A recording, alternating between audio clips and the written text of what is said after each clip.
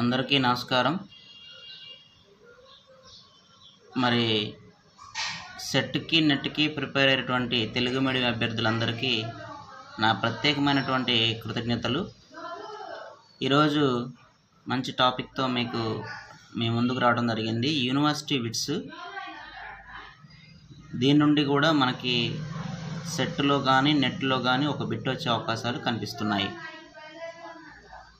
ముఖ్యంగా ఈ వీడియో మీకు నచ్చినట్లయితే లైక్ చేయండి, షేర్ చేయండి, మీ ఫ్రెండ్స్కి షేర్ చేసి సబ్స్క్రైబ్ చేయవలసిందిగా రిక్వెస్ట్ చేస్తున్నాను.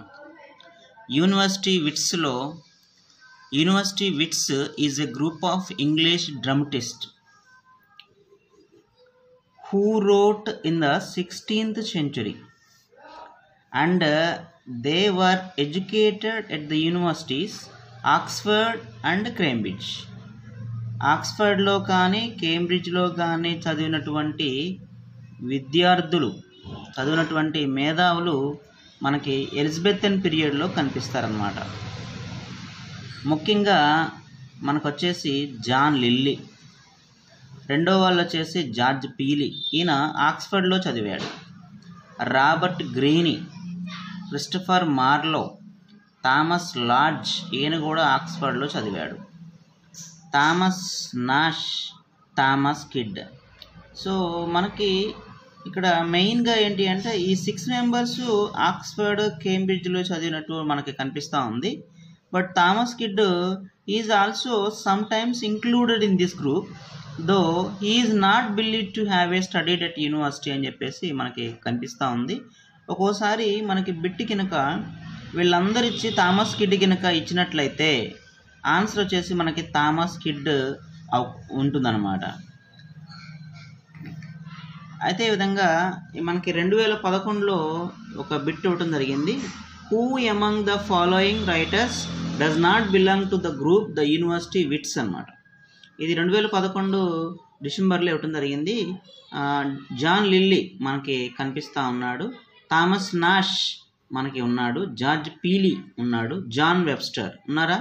లేరు. కాబట్టి ఆన్సర్ వచ్చేసి మనకి జాన్ వెబ్స్టర్ అయ్యే అవకాశాలు ఉన్నాయి. అదేవిధంగా ఒకవేళ ఇక్కడ థామస్ కిడ్ కనుక ఉన్నది అంటే ఒక్కొక్కసారి మనకి థామస్ కిడ్ అని వచ్చిందనుకోండి, ఇక్కడ ఆన్సర్ కూడా మనకి థామస్ కిడ్డే అవుతుంది. ఎందుకంటే మనం పైన కనుక మనం చూసుకున్నట్లయితే he is also sometimes included in this group though he is not believed to have studied at university అని చెప్పేసి ఉంది. కాబట్టి వీళ్ళందరిలోకెల్లా థామస్ కిడ్ కూడా వచ్చింది అంటే థామస్ కిడ్ కాదు. ఒకవేళ థామస్ కిడ్ కాకుండా థామస్ కిడ్ మనకి ఇటు ఇచ్చి ఇది వేరే వాళ్ళు ఇచ్చినట్లయితే ఆన్సరు మళ్ళీ వేరే అవుతుంది. కాబట్టి తప్పనిసరిగా మనం ఇంకా దీనికి షార్ట్కట్లో వచ్చేసరికి మనకి షార్ట్కట్లో గుర్తుంచుకోవడం కోసం ఎల్పిజి గ్యాస్ అని ఉంది. ఎల్పిజి అంటే లిల్లీ, పీలీ, గ్రీనీ. అదేవిధంగా ఎంఎల్ఎన్కే. ఇట్లా మనం షార్ట్కట్లో కనుక ఉంచుకున్నట్లయితే గుర్తుండుకోవచ్చు. ఎం అంటే ఇక్కడ మార్లో, ఎల్ అంటే లాడ్జ్, ఎన్ అంటే నాష్, కే అంటే కిడ్. ఇది షార్ట్కట్ మెథడ్. కాబట్టి మీరు దాన్ని గుర్తుంచుకుంటే యూనివర్సిటీ విట్స్ మనకి ఒక బిట్ కంపల్సరీగా మీ పాకెట్లో ఉంటుంది. So thank you very much.